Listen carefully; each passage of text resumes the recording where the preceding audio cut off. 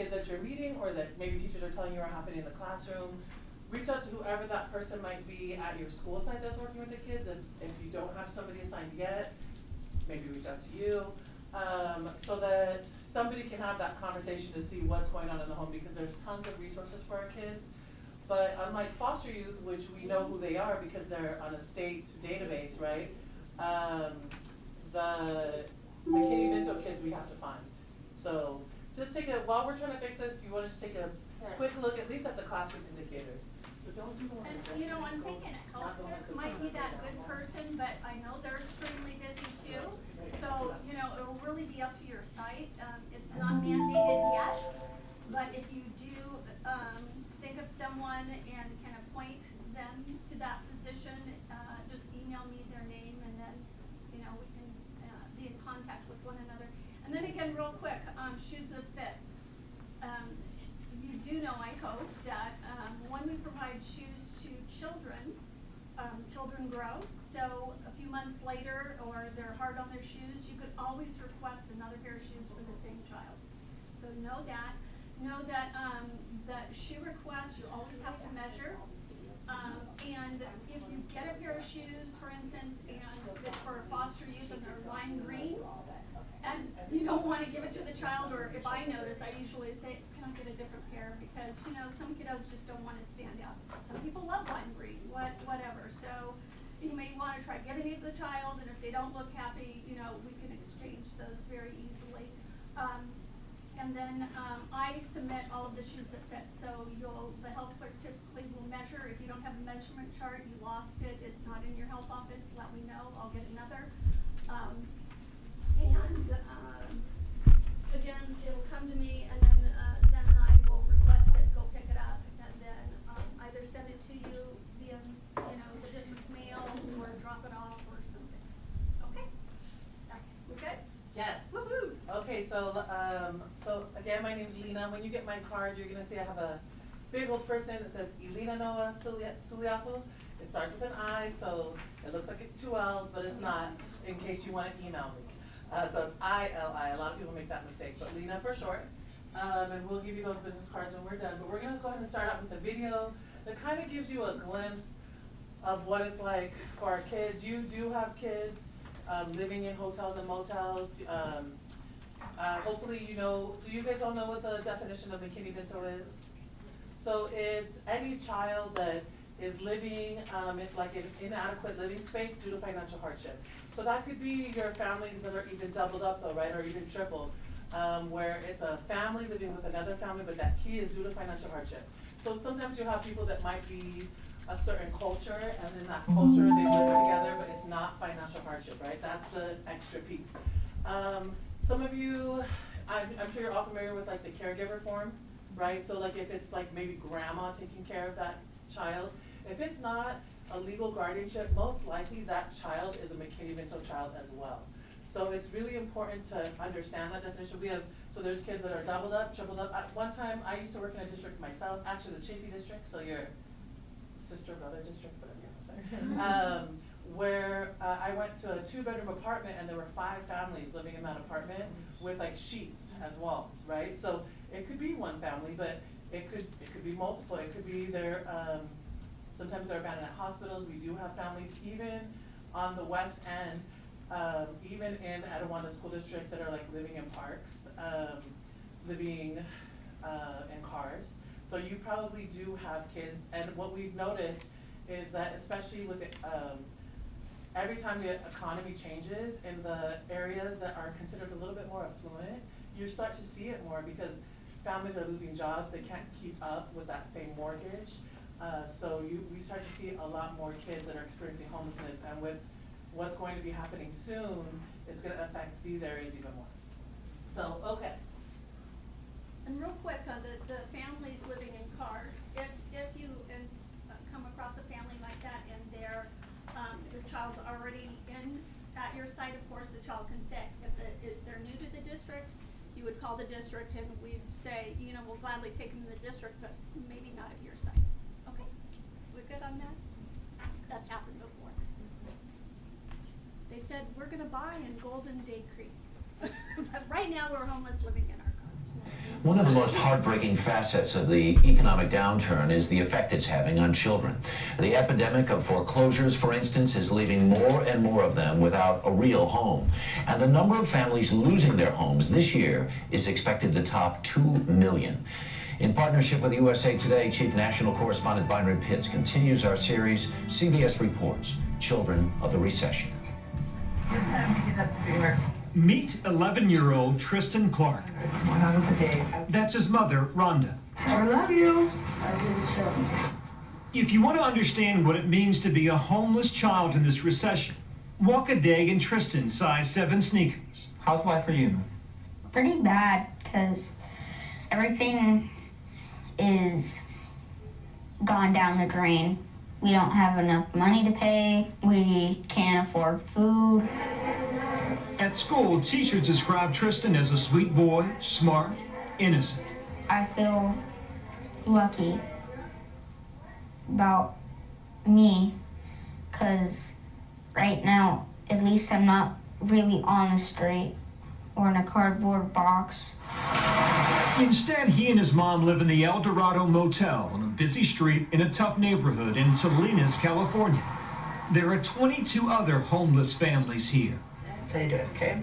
They landed here after she lost her job in January as a job coach for people with disabilities. Cramped space, no car, no health insurance. Just a bed for her, an air mattress for him, and a plastic bowl for Tristan's turtle. Last week, Rhonda's $90 weekly unemployment check stopped. I try to save food. What do you mean save food?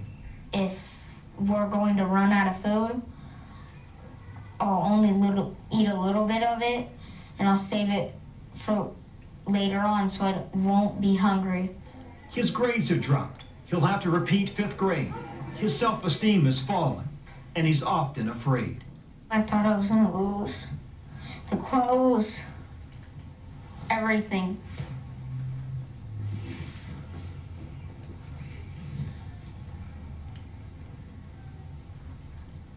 That scares you when that becomes a possibility. Yeah, Because you've lost things before?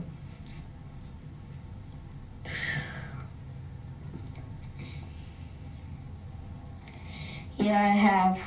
Behind that Harry Potter face is a child in crisis. With his mother's permission, we kept talking. Find the word for me. Life and death. You think about life and death? Why are you thinking about things like that?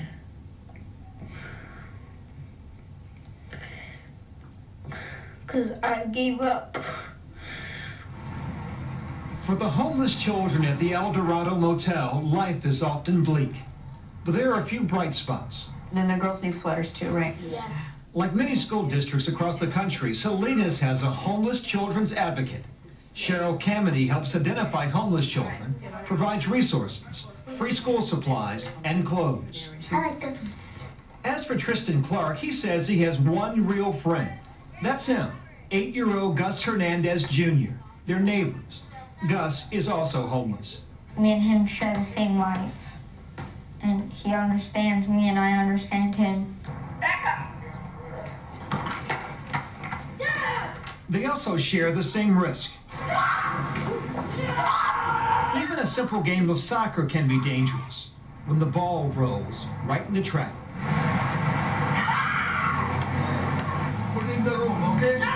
For their safety, the boys were ordered back to their rooms by the motel owner. Anger and frustration brews in Gus every day. He lives with both parents and 4-year-old brother. They owned this house until Gus Sr. lost his job as a mortgage loan processor and the bank foreclosed on their home. My life is dumb. Explain. Because how we had to live in a motel, and then how we had to come in a certain time, and then we can't play anywhere, and then most of my friends are not even there. It must be hard. Today was the worst day, and then tomorrow might be better. That makes you an optimist. Yeah. What do you want Americans to know about you? About what it means to be a child and homeless in America? I want them to know that they should start helping people. Children of the recession, for whom childhood has all but passed them by. Byron Pitts, CBS News, Salinas, California. Okay, so I know that's a little bit older. I know, that's hard to watch. It is hard to watch, but it's definitely still Reality. Yeah, it is, and we know whether we want to talk about it or not. We know we're gonna hit a recession again. We're already starting, right? So this can be reality for more of our kids, and hard to watch. That's reality. Anybody else? How'd that make you feel? And so this mom, who doesn't appear, she wouldn't look homeless to you, right? She's coming to your school, she's coming to register, she's bringing that little boy with her. Like, our kids don't wear labels that I'm homeless, I'm going through this. So what we tend to see too, or sometimes our families that are going through something like this, tend to be a little grumpy. They might not be super trusting. They might be the parents that you're like, oh, I cannot see this lady again. But you might not know what's going on. And so we love all of our secretaries, administrative assistants, because you guys are kind of the front line, right? Like, people are coming to you before they get to anybody else half the time. You guys are there. I'm assuming a lot of you are like 10 to 12 months, right? So you're having to deal with things in the summer that maybe you wouldn't have to typically deal with, right? So just remembering that sometimes our families are displaying behaviors. Really, it's not about you when sometimes they're really grumpy and not nice. It's a lot of times about something that they're going through. So we love being able to come to our frontline workers, because you guys really do make that difference with your smile, with your assistance. And we've had families tell us, like, I don't want to see that person, but I want to go, I don't know, to Miss Vicky in the front office, because she is the one that always helps me and I feel comfortable with. So we definitely, as a county, want to thank you for all that you do with that. Okay, so if you guys can do your laptops if you're connected to Wi-Fi, or get out your phones, but we're gonna play Kahoots. So Stacy, if you don't, or actually, do you mind clicking on this one, the Edawanda? Sorry, on this, and then go ahead and start, and then Stacy can help us out if she'd like with that after. Okay, so you're gonna either go to kahoot.it, or when this comes up, scan that QR code. If you haven't got to play Kahoots before, now you get to feel what your students feel. We're gonna do classic mode, Stace. What is Kahoots, you're, this one right here, Stacy, the purple one, okay. The big one. Use it a lot. Yeah, it's a game, so why we want this to be engaging for you. There are winners, right? And so if you haven't played Kahoots before, you're gonna get a question. It'll be multiple choice or true or false. And it's how it works with the competition piece is if you get it right, you get a certain amount of points, and the faster you answer, getting it right is gonna give you more points. So you're gonna put your name, put your character. Karen at Karen, okay.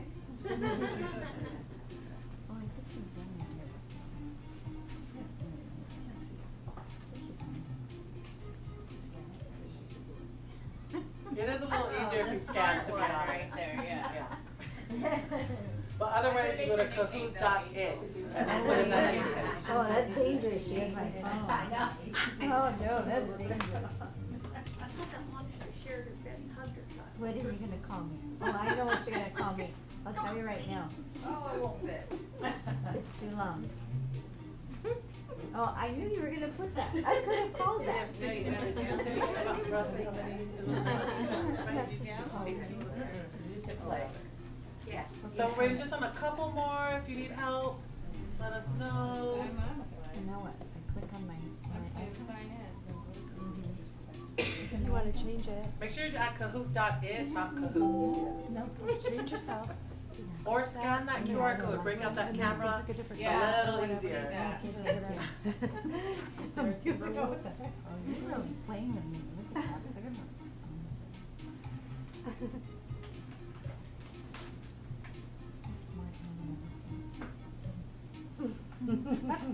Oh, nickname.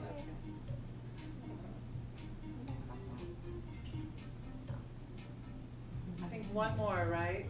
Or is everybody good? Do you wanna, if you get your camera and then scan the QR code, it's a little bit easier. And then when that little yellow thing pops up. You can see me. Oh. Zen? But like I said, we are happy to come out and do like a, yeah. There are some districts we go to like 10 times because we're just doing different groups. Some will do it all the time. You guys have a side Anyway. And then we try to cater it to whatever group we're talking about. Oh yeah, that's 18, okay. We're gonna go ahead and start it, okay? All right. Go ahead, Stace.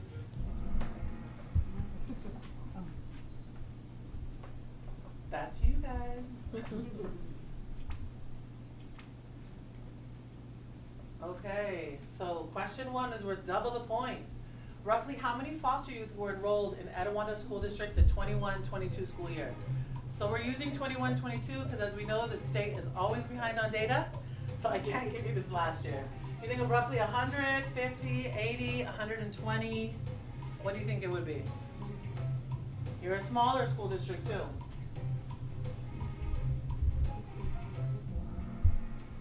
Okay, so yes, at about, so you guys had roughly, did I put 120? Okay, I lied to you. I'm so sorry. But whoever answered that, you still get it right. It's actually, you're about 100. So roughly you guys had about 95 foster youth. So that's actually, believe it or not, a higher number. And that's because your school district has, that connects with Etiwanda High School, who also has very large numbers. You have a lot of the larger homes where parents tend to foster. So you guys actually have quite a few. I was surprised to see you guys had, out of the grades, I was surprised how many kindergartners you have. You guys had a little bit of a larger amount in that grade. So that I don't typically see that because they're so little, right? But okay, so go ahead and do next, Stacy. All right, let's see. All right, Nicole, you're ahead of the game. Karen is coming though. All right, so go ahead to the next question, Stacy.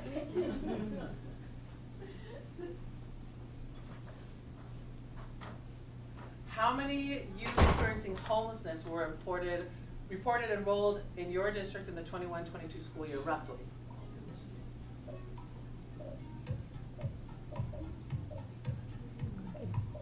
Remember that definition. So inadequate living space due to financial hardship. That's families that might be living in a trailer, have no electricity. Okay, so you guys were roughly at, I did this so fast, and I did do the right answer, so I'm really sorry. We're gonna pretend these 2 questions don't matter, because it's 1,500. So you guys are about, we're about 1,500 in 21-22 school year, which was similar to the 2021. So I'm really sorry I did this to you. I'm a little bit worried now. I was fixing this right before we came, that could be why. But yeah, it should be about 1,500. Okay, so sorry in advance. I'm gonna go ahead and send books for everybody after this. Just because. Go ahead to the next question. Let's see who's in the lead. It doesn't really count though. So great job being in the lead with the wrong answer. I'm sorry. All right. Here we go. You know that happens. Life isn't fair, right? Life isn't fair sometimes. It happens. Okay, next. Go ahead and push. Yeah.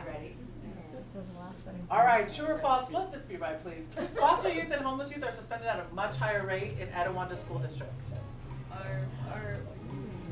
Suspended at a higher rate, suspended from school. Like when they get suspended, they were disciplined.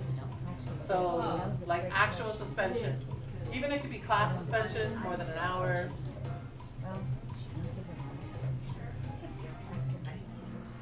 It's true. So your suspension rates for all of your students are 1%.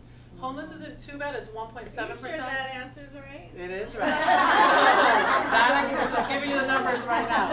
So for homeless students, it was 1.7%, and for foster, it's 5.3%.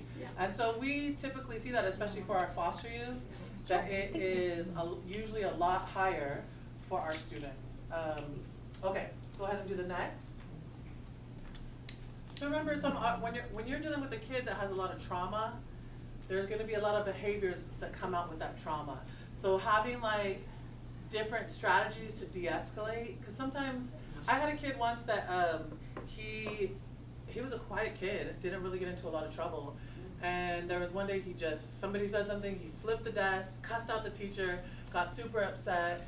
And then it turned out that that was the day that he found out that his mom got a life sentence. Oh. So it had nothing, thankfully that administrator sat and talked with that student so that they could figure out what was the root of that, because that wasn't a typical behavior. But some of our kids, and you have actually kids, I don't want to, sometimes, does Berhe group home kids sometimes come here?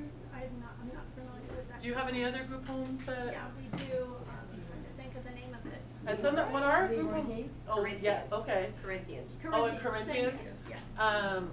Oh, I know that manager pretty well. Yeah. But when our kids are when they're a little younger, I want you to think about that they can't find anybody. These kids sometimes have really bad behaviors, obviously. There's stuff going on. But they've tried every family member, every extended family member, every friend. The kid is trying to tell them, every single person they know, they can't find anybody. And so that child's going into a group home. And if you haven't had a chance to visit your group homes, they try to make them like more of a family environment, but they feel clinical when you walk in. I mean, there's a therapist room, there's all this signage all over everywhere, so it's hard, especially like when they're doing parent projects. Sometimes we'll see them act up. Christmas time, we'll see them act up. A lot of our group home kids don't typically, well, some of them do, but they don't really typically have visitation. So all the other kids are going to see their families. And a lot of them, they're all separated from their siblings. They don't ever put siblings together in a group home. And so when you're younger, that's hard enough when you're an older kid. When you're younger and you're trying to survive in that group home, and it's survival of the fittest. And I mean, there's some really great ones, but usually the little kids in a group home that has 17 down. I mean, imagine, like, you might have a roommate that's like, maybe this kid's 8, and you have a roommate that's like 12 to 13 because that's the next youngest. Things can happen, and it can be really rough. So, well, good job, CJ, off of that bummer that I just talked about. Okay. So next question. So true or false? When a foster youth is suspended, you only have to notify the guardian and the education rights holder. So an education rights holder is not always that parent, right? It's somebody that the judge assigns or that the school assigns if they can't find anybody.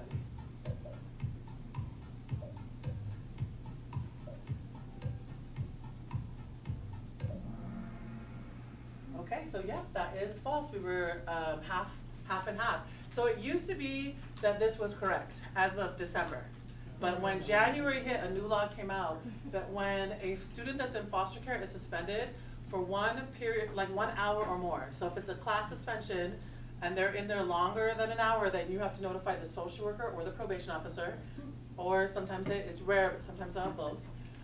And you have to notify the attorney for every single student, and you have to attach the documentation that goes with that. And so for our district, our county, we're really blessed that we work really closely with our probation and our Children and Family Services Department. And there's an email that you can actually it's like a mass email, so any of your students, you can just email to those emails. And there's even an email that comes to us if you need our help, if it's a student that's out of county. Because remember, we do have kids, your kids that are in foster care here, especially your group home kids, are probably not from this county. They might be from LA County, San Diego County, Sacramento.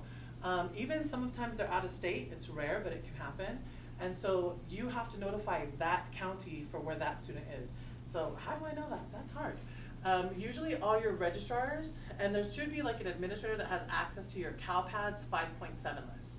So that's you. Okay. So that CalPADS 5.7 list is going to have that social worker's name on there. It's going to have the social worker's phone number.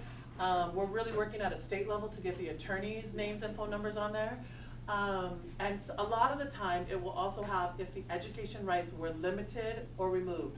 So if you see education rights were limited, that means that the parent no longer has that right. So remember, the parent, that's the very last right that they still hold on to. I've worked with parents that are in prison.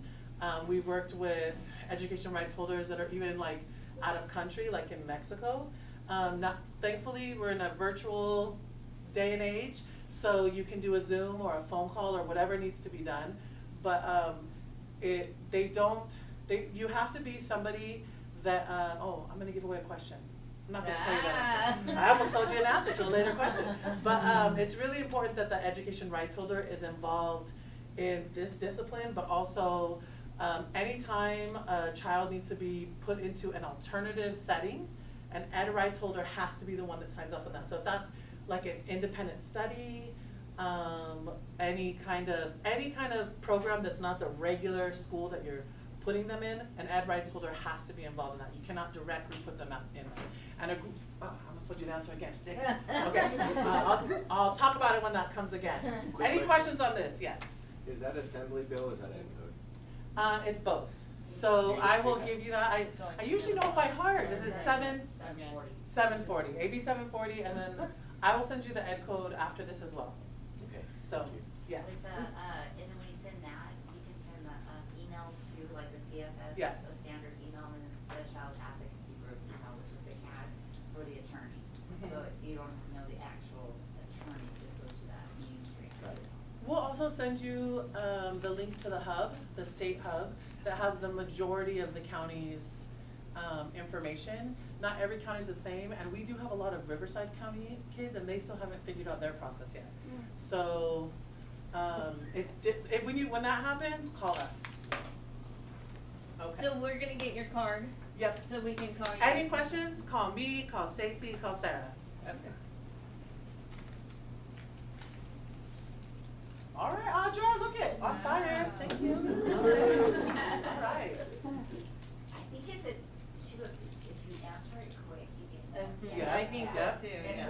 Even if you answer it wrong quick, you'll get more points. So I learned that 'cause somebody got like third place and got 0 right, and we were like, she must have just answered all of them wrong fast. It was in a training of 4 people, so. All right, immediate enrollment for foster and homeless youth includes the right to all except. So can they participate in activities including after-school clubs and sports, enrollment without any paperwork, Oh, I did it wrong. immediate right to free lunch, or right to start school the next day? Which one is all of them except?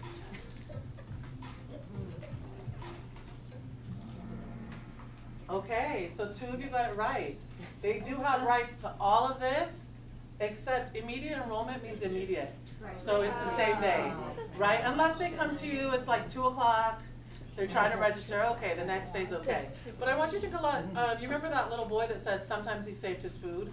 So sometimes, think of it that way, sometimes our kids, I mean, the only place that they eat is at school, right? That breakfast and that lunch is probably the only consistent meal they're getting. And so it's really important that when we're enrolling them right away, our fosters as well. They don't have to have any paperwork. Now foster youth, you can look them up, and do you have access to Foster Focus? Yes. Okay, so you can look them up in Foster Focus, which that's a database that our county uses. You can look them up in CalPADS to see that. They'll have like a passport or like something that shows that they're in foster care. That's all they need. If they don't have their immunizations, if they don't have whatever it might be, it does not matter. They can start that day. There's a few exceptions, which one of them I'm not going to tell you about because again it's another question. But the other one I will because it's not. So let's say that you see that there's a possible expulsion. That's one time where you can like take a pause to maybe check with the other district if they met all their terms. And so if they did, then you gotta let them start. If not, and juvenile hall. Sometimes our kids go to juvenile hall, and if they went to juvenile hall, they have to be in the least restrictive environment, right? So you're gonna put a kid from a like environment to a like environment. Well, juvenile hall is like a place that's like, that's not considered a like environment. It's wherever they were right before juvenile hall. So they did what they needed to do, served their time, corrected their behavior, and now they're back and they need to go into a regular comprehensive school, not be put into some sort of like community day school or something like that. So that's all in CalPADS, that info? So usually if they're in foster care, especially if they're coming from a group home, they're usually gonna have some sort of like health passport or something some sort of paper that shows they're in foster care. Yes, it should. It might not be on CalPADS right away, but Foster Focus, you might be able to see that, even if you can't click on the kid, you'll see that they come up and that they're active. You just won't, you know how like it's blue and then you click on it? Yes, You just yes. won't be able to click on it. But you'll see that they're an active And child. so I can't click on it because they are? Because they're not enrolled in your district yet. Oh, That's okay. why. But they'll come up. Yeah. And if not, if you're But worried. I've never seen where it shows expulsions. Oh, no, not on Foster Focus. Okay. It's not gonna show expulsions, but it will show, like that's you're gonna gather from Areas. CalPAS. Yeah. And you guys, on a side note, any student who comes in, if you're looking at CUME review and you see an expulsion, especially expulsion, just have your admin call me and we'll work on it to see if they've completed their terms or if they're supposed to be somewhere else. Or even if it's not even, if it's a stipulated expulsion or even a suspension, but it was toward the end of the year. And say it was a 5-day suspension and it was the last day of school. Technically, you know, I'm not talking about foster youth here, but technically those kids are supposed to start the year on suspension. Yeah, no, I mean, that's, so but it's really important to know that that's a quick pause, a tiny pause. Yeah. It's not, like, let's look at this in 2 weeks. I'm sorry, come back in 3 days. It's work with the district. Maybe they're still starting the next day. Maybe it's a 1-day pause. It shouldn't, that information should be, for the most part, easily accessible. Sometimes it's a little hard, especially if they've come from like 4 different schools and it was like 5 schools back, but that kid was jumping. So something like that, you're definitely gonna wanna get the district involved. Okay, let's see. We did have 2 people answer that right. Okay, Monica, all right. Skiing right on through, right on up there. I'm gonna assume those are ski goggles. Okay, school of origin can be which of the following, so you might have never heard of this term. But any school attended in the last 15 months, a school the youth feels a connection to, school most recently attended, school attended when first entering foster care or homelessness.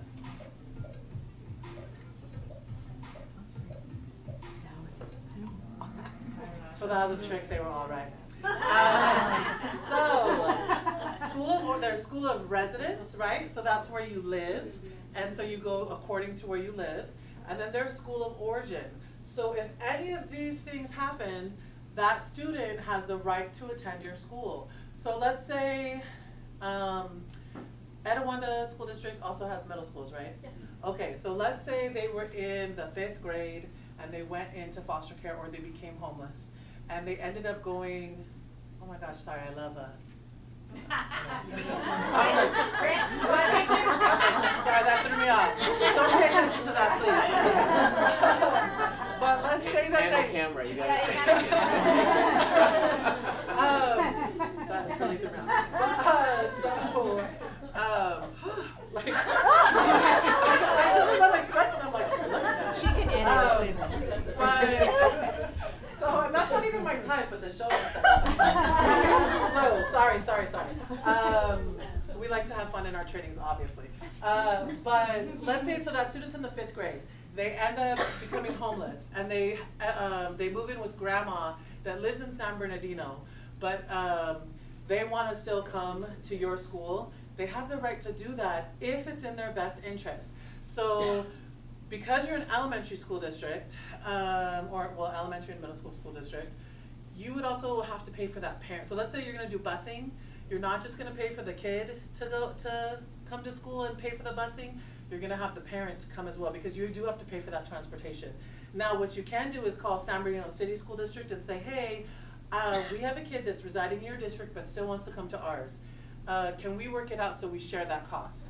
Yes, you can. And maybe it's like they live with grandma, but mom still works in Rancho. So maybe you're assisting with gas or something like that. It's however your district does it, whatever that looks like. But again, it's only if it's in their best interest. So let's say they were in the 5th grade and never coming to school anyway, and they lived 3 blocks down. That might be something where you're like, I don't know, they're in San Bernardino now. That might not be a great idea. What you need to do is you will have a best interest determination meeting, or BID. And that's where, that's for foster youth. For homeless youth, it's a dispute resolution. So it's 2 different names, but it's the same thing. You have a meeting and you have all the important parties there. You might even have the school of residence there as well. And you talk about why it's not in their best interest and why it is. And the ed rights holder is the only one, or that parent guardian if it wasn't taken away, who can make that decision that they want that student to stay. Not the foster parent if they're not the ed rights holder. It has to be the ed rights holder. So let's say they want them to stay and you're like, you never came anyway, we really don't think this is in your best interest, we think you need to go to that San Bernardino City School. And then the ed rights holder disagrees. All of this has to be documented. It's very important because this is a legal meeting.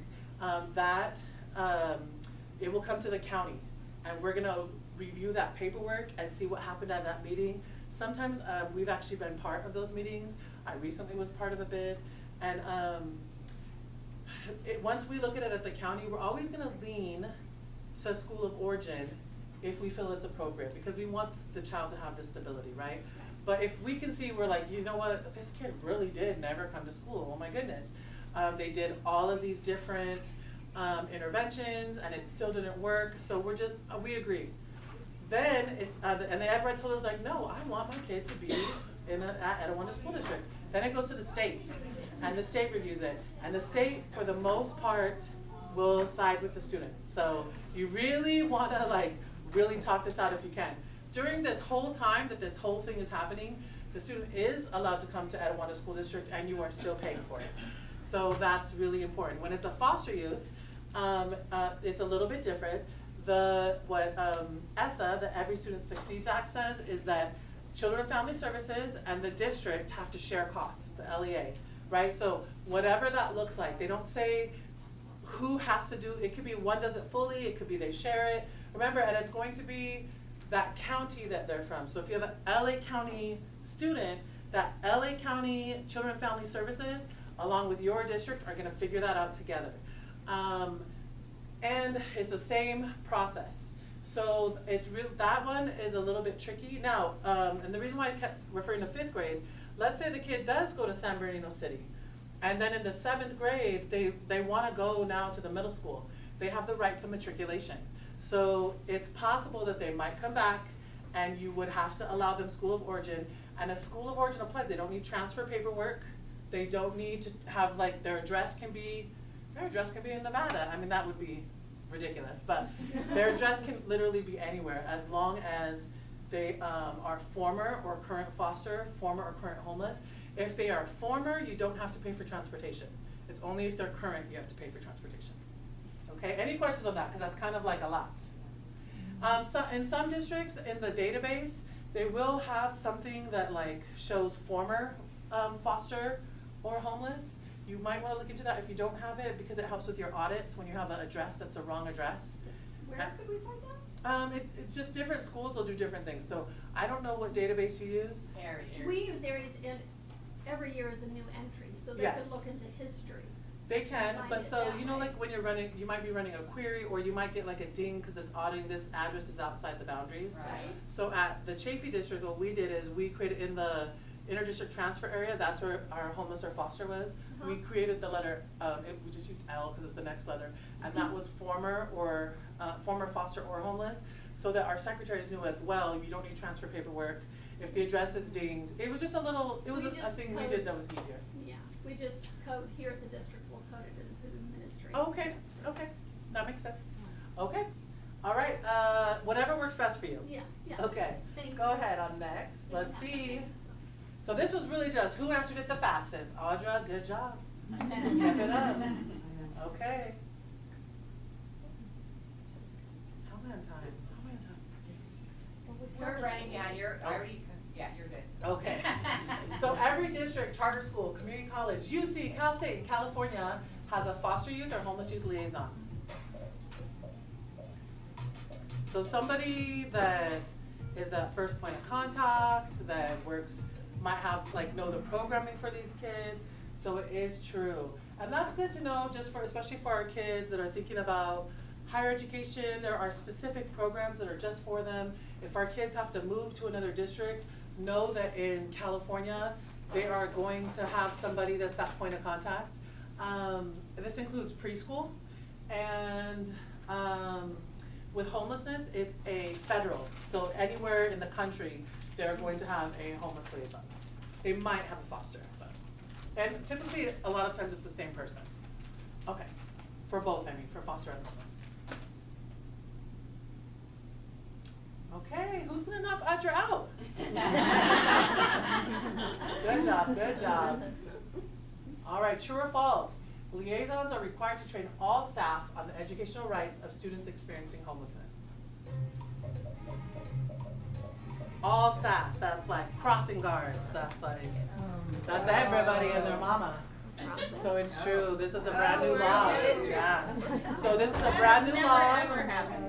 Well, it's a brand new law. It just happened January 1st and it's an annual training.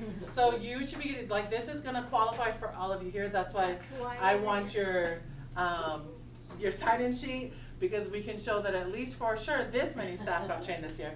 So you'll definitely, a lot of our districts have there was a lot that got audited last year. It's possible the state's gonna audit you, so you wanna be sure that you keep track of everybody that you have trained.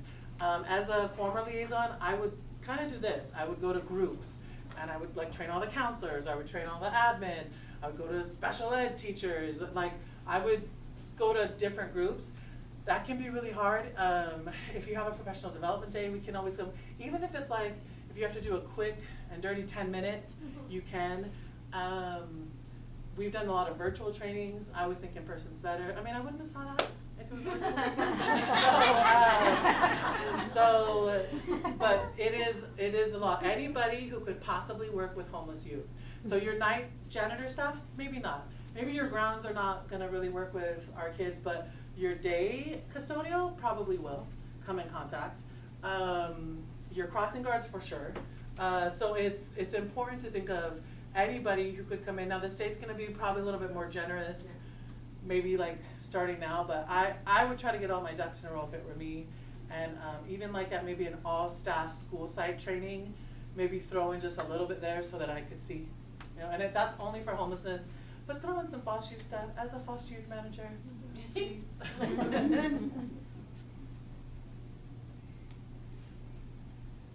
All right, slowly making our way up. You can use all of the following to identify your foster youth and homeless youth except CalPADS report, kind of talked a little bit about that. See, I gave away an answer. Children deserve success, that's me, Stacy, and Sarah, and then more people on our team. Your district foster youth homeless youth liaison, clearly label them so everyone can identify who they are. Yeah, right. Oh. I'm glad the majority got that answer right. So a lot of districts, we actually have mentoring services that we put in place that are specific to our homeless and foster youth. Like, so there's some instances where you might not think you're clearly labeling a child, but you want to be really careful. So don't name the mentoring group like the foster club. Like maybe it's like friends, I don't know. Maybe something different. One time I saw in Aries on the address line, and it was a well-meaning guidance tech, and she put homeless for address. A lot of people have access to that. We don't want to do that, right? So sometimes clearly label them can be maybe that parent or that social worker is coming in to see your student, and little Bobby comes walking in, and you're like, Bobby, your social worker's here. That's not even on purpose, right? You're well-meaning, but our kids will get mortified. They might cause a scene. I had a situation once. Unfortunately, we've had a lot of conversations with CFS, Children and Family Services, about education rights holders, because we get forms right away and we send them to you at the district. Stacy used to assist with that. Our team member Stephanie Delgado assists with that right now, where if a judge assigns a different ed rights holder, you get a JB 535. If a school has to sign it, you'll get a JB 536. So, and we get that notification. But when families are reunified, nobody tells you guys that. No. Nobody tells you when the ed rights holder is back to the parent. Mm-hmm. And so one time I had a school situation where the parent came to pick up her child. She recently got reunified. This mom had been through a lot, so she was a little rough around the edges. And when the school site person did the right thing, and they're like, I'm sorry, I don't have you as the ed rights holder. I can't, you're not listed as a guardian. Mm-hmm. I can't release this child to you. And then, you know, she started to go into, do you have anybody I can call? Is there anyone I can email? Mom got super upset because this was just one more thing. She's already embarrassed about the situation. She starts yelling and screaming. The young man comes in, he's mortified. So everybody's doing the right thing, but a lot of kids found out that that child was in foster care that day. And it was nobody's fault, but there's situations you want to handle with kids' gloves confidentiality. So it's just important to remember those little things, because it's always whelming people, right? So, okay. It looks like Audra's still, yeah, Audra, all right. CJ's coming for you though. Okay, a social worker, probation officer, SCRTP, which means group home, youth themselves can access school records without the education rights holder's permission or a court order. So any of these people can access school records. So you won't hear group homes referred to as group homes really anymore, except just to help you out. It's short-term residential treatment programs. Sorry for the interruption. But if somebody owns a maroon Toyota Avalon, it's parked in the grass and if you can Okay, move it. so this is true. Thank you. If you have somebody that is working, paid to work with your student, so they do like case management, they have the right to the most recent records. They don't get the cum. So if they come in, they're like, I want their cumulative folder, I want to see all the IEPs, I want the psych reports. No, no, no, no. They can have the current year's information. Now, we're starting a new school year, so you might give them like the last year's. They have rights to the like Aries as like a parent. So like a social worker could have that right, a group home staff member could. And the youth, they have to, I think it's 11. I want to say it's 11 that they have the right to the records. I could be, I'll make sure and send that to you. The age? Yeah. 15. Oh, it's 15. That's why Stacy is, thank you, Stacy. Already saved me twice. But it's, there is something with the age of 11. Oh, that's the right to maternal health services. Okay. But, so any of these people, it's like if they have case management, they can look at the most recent records. I wouldn't give them the psych report though. Maybe the IEP at a glance or something. I wouldn't give them everything, but you are supposed to give them access to their records. Probably only the psych report I wouldn't give them. Everything else they should have access to. Okay. I was under the impression that was only in the state of emergency. No, not anymore. This law changed. I can send you the law and add code with it. Yeah. But it changed a few years back. I want to say, what do you think, Stacey? Like 3, maybe? I think the school records law. I think maybe 3. So I have but a it's question. only most recent records. Yes. So I haven't been in a school office in a while, so I remember the social workers coming in, they, I need to see Bobby. So you're saying at that time, if they request records, they're supposed to make copies or? You do need to get them the records, but you would do it like as if they were the parents, right? So if you have some time, you have a few days, which that's gonna,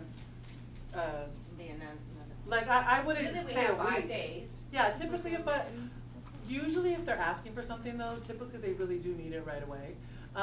Interesting note on social workers, so you cannot take photos of their IDs. You cannot, they can show you their badge. They do not have to show you their license. In fact, there's court orders that they do not show you their licenses, and there's reasons for that. Probation officers as well, so they can show their county badge suffices as their way to come see that student.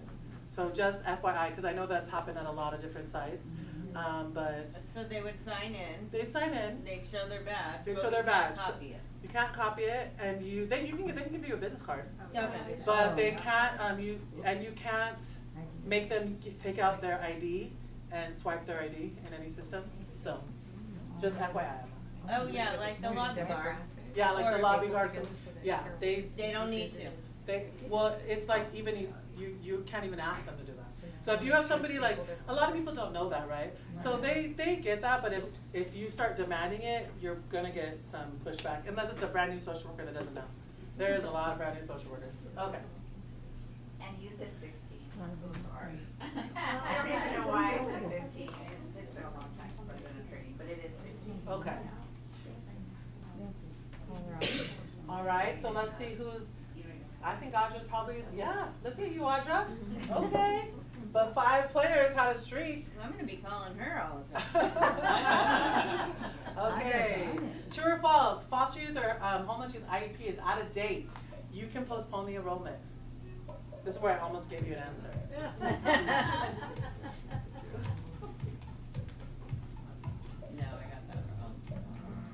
All right, faults, yeah. So this is one of those moments where you can take a quick pause though. If they have an extensive IEP, right? Like that's not if like they're coming to you and it's they're in special education and you can see that they've really only been to, you know, similar type of schooling that the one that they're trying to get into, no.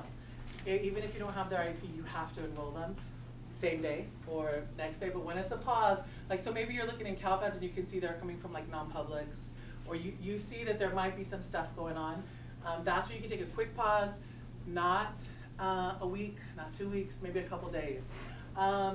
It's also important to remember sometimes we have staff that will enroll kids and put them, I always like to call it the imaginary cloud. Like they look like they're in class, they have a schedule, like a full schedule, like your middle school kids, but they're not really in school and you haven't really enrolled them. It's like this pretend thing, or maybe they don't even have a schedule, but they're enrolled. No, they have to have a full schedule, even if it's, so for middle school, even if it's like 3 days before school's out, I'm like, do they do finals in middle school? I don't remember that anymore. Do they do finals in middle schools? No, like high school. Okay, sorry, I don't remember that. But like, we've had people say, no, we'll enroll you the next school year. Nope, even if they're gonna be there for 1 day, you have to enroll them. So, important to know that. Okay. Audra's on fire, my goodness. Okay. I would be going there too. Audra, can I get your card after this? All can hold educational rights for foster youth, homeless youth, except a student, a court-appointed special advocate or CASA, a social worker, group home staff, or a surrogate parent. So who can hold these education rights? Remember, this is the very last thing that's taken away from parents. All right, so everybody can, except that's right, a probation officer can, anybody who's paid to work with this child. So it might be your passion, but let's say one of you has a really good relationship with a child. You cannot be an ed rights holder for that kid unless they move out of your district. So if they move out of your district, you still have that relationship, you wanna just do education rights, you can. However, like anytime there's a meeting, you can't be paid to be at that meeting, so you'd have to take time off to go to that meeting. But you have to be a volunteer and not paid to be an ed rights holder. So CASAs, you'll see that a lot. These are volunteers that take extensive training. We actually do, I don't remember if it's 30 hours or 40 hours. We actually do a 4-hour education training with them. And they're appointed by a judge. We have about 400 and something kids on a waiting list right now in our county that you have to volunteer and want a CASA. So these are all kids that are wanting somebody that's like a mentor. And unfortunately, they're all on a waiting list. So, but you probably will work with a lot of CASAs. They're really great. They're highly involved. Sometimes our kids won't listen to their group home staff or their foster parents. Like, I'm gonna call your CASA. No, don't call my CASA. So, if you haven't had a chance, or if you're interested in that program, look up CASA of San Bernardino. They do really great work. Our foster, I don't have this on there, it's actually on your stats, but our rates are really low for graduation. Our CASA in our county have a 100% graduation rate. So like having somebody that's involved, that's an appropriate adult that cares about you is something that's critical for our kids. Okay. Go to the next. Oh, you lost, 4 people lost? That's sad. Okay. Anyway. That's for double the points. This is where it's going to change, right? Audra, you might be going down right now. How many days does a school have to request or send records for a foster youth or homeless youth? So this is when they are transferring into your school or they just enrolled. How many days do you have as the sending school to send them? And how many days do you have to receive them? What do you think it is? Obviously, it's the same answer for both. All right, it's 2 days. So, yeah, a lot of people think 5, 2 business days. So you can get that like electronically and then wait for the cum, right? But like, so their report cards, their transcripts, their leaving grades, their IEPs. It's all supposed to take place within 2 days. Sometimes our registrars don't even realize that either. But remember, every single school district has a foster or a homeless youth liaison. They know that. So if you're kind of not getting anywhere with whoever is taking care of those records, ask to speak to their foster liaison. You can also call. All right.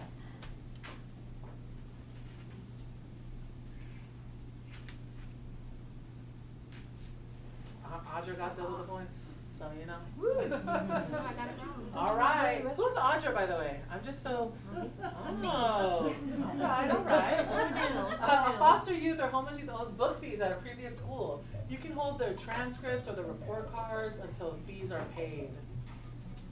And just as we're going, we have the next group ready to come in and train, so if we can kind of hurry it up. speed Okay. it up. I have a couple videos, but what I'll do is I'll send them to you, and then you can just send them out when we're done. Thank you. All right, yeah, no, false. So there was a fundraiser and you gave out candy bars and that kid ate up all 30 of those candy bars. You cannot charge them for that. We have kids that, like there's our homeless kids, a lot of times their stuff is in storage. We had a family that lost their storage 3 times. And I had kids that would get called, while I was at school, their social worker would pick them up to move them to a new home. I've had times where foster youth, I'm calling, they had to move and I called the former home they were at, and it was a bad situation with the foster parent, and the foster parent refused to give me the books. They wanted me to charge the kid. So they cannot owe book fees. Also, you cannot, let's say they destroyed 3 Chromebooks, sorry. Maybe don't give them a Chromebook, maybe figure it another way. But you also though can't deny them things as well that every other kid gets, so that's kind of a catch-22. But if you have an IEP, maybe you can write something into the IEP, I don't know. FYI guys, a couple years ago, this district turned, that's for all kids now. So you should not be holding stuff for kids because of fees. That's why if you notice, kids don't have book fees, library fines anymore. That's a couple years. Yeah. You can try, you ask, but you can't hold stuff from them. Can you hold it together? No, not schedules, no. And you can't also force them to do community service in lieu of paying a fine. You have to waive it. Wait, this is all kids or Amber just is, we're sending parents to Yeah. Amber. Because I know Amber said to a few years ago, where they got rid of, because we used to have that in the middle school things where like you couldn't do this because of I know fines. it's on the agenda. I think it's Okay. just immunization. Maybe it changed back, but that would be great, but yeah. For these 2 populations, you clarify. cannot. And you really can't try to, like how you're trying to get it from the other kids, I get that, great job. You can't do that with these kids. You just have to waive it, period. Okay. I think what they do for that at the beginning of the year is they block it, but then in the first day of school you have to. Good job, Audra. Sheesh. Okay. True or false? Foster youth and homeless youth are chronically absent at a Wanda school district. I told you I was making this like 10 minutes before we had to leave. So, Adelanto happens to be an elementary school district too. That's why. Okay, so pretend this is at a Wanda though. I love you.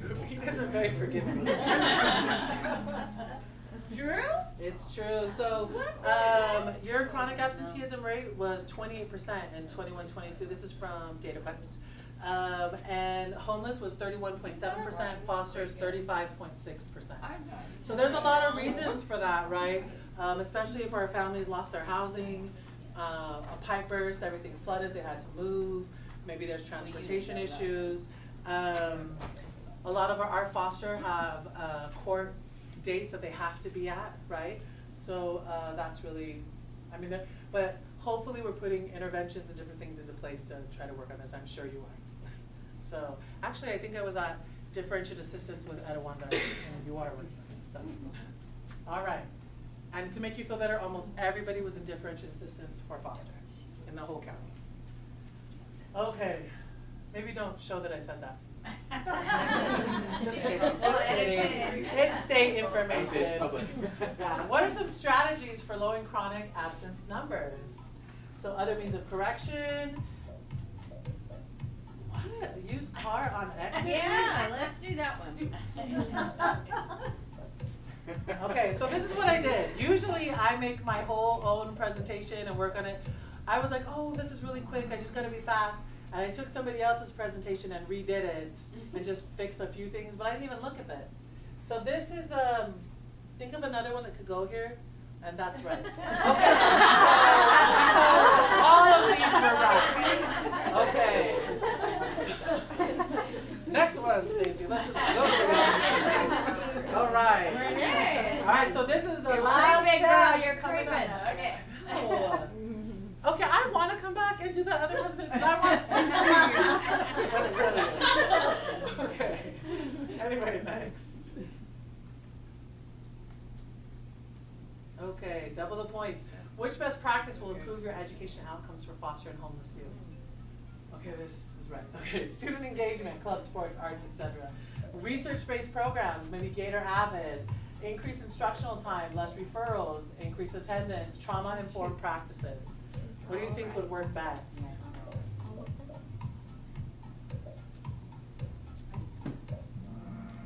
Sometimes we like to be tricky, and they were all right. That's right, if you picked any of them.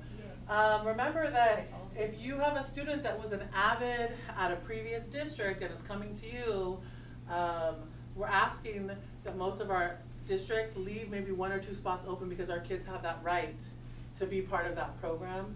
Sometimes if they're at capacity, sometimes it's tough. But they have to be accepted. Well, they have to, so, like, let's say you have some sort of club that's a tryout kind of thing, maybe middle school basketball, and they missed a tryout date and they want to be on the team and they were in the team. They have the right to try out, they don't have the right to be just put on the team. So you just have to give them the same opportunities that you would give any other student, and it's not their fault that they're coming to you in the middle of the year. So normally I would show you 2 more videos, one about being that one caring adult, how important that is, which I'll talk about a little bit more in a second. And then usually one about what it's kind of like being that student in foster care, how that kind of feels. So I'm gonna send you those along with the hub link. And please feel free to reach out to us with anything. We're happy for all questions. No question's a dumb question. We get that we live in this world every day, so these are all very familiar to us. We don't expect you after an hour to be, well, except Audra, I expect you to be. I know. We don't expect you guys to be experts, right? So please feel free to call us, Audra, too. And know that, like, we're here to help you because some of these can be a little bit tricky, and these laws change every year. We actually have a couple more that are coming up that we're watching that are, so like next year's presentation will be a little bit different because they are ever evolving, and there's a lot of cleanup laws. But let's see who the winner is. Well, we know.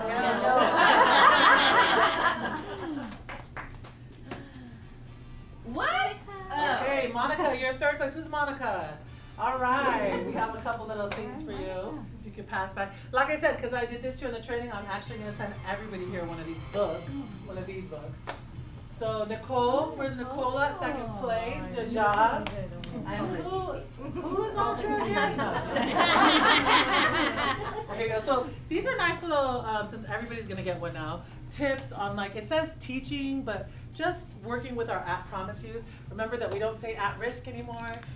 Ed code is at promise. So because we know our kids have a lot of potential. So everybody's gonna get a copy of that book since you're all winners now. Yay, you weren't gonna be well. before I messed up, so good job on me messing up today. But statistics show, which that little video is gonna show, you can stop that, Stace, that if our youth have one caring adult, one appropriate person in their life that that they can connect with, that their educational outcomes, like, almost like completely reverse. They do better in almost all areas. But I was just on a group home. So I'm one of the, myself and Sarah that you haven't met, who's awesome, and again, she's your manager. We were just on a group home call yesterday, and there was a kid that, so we place all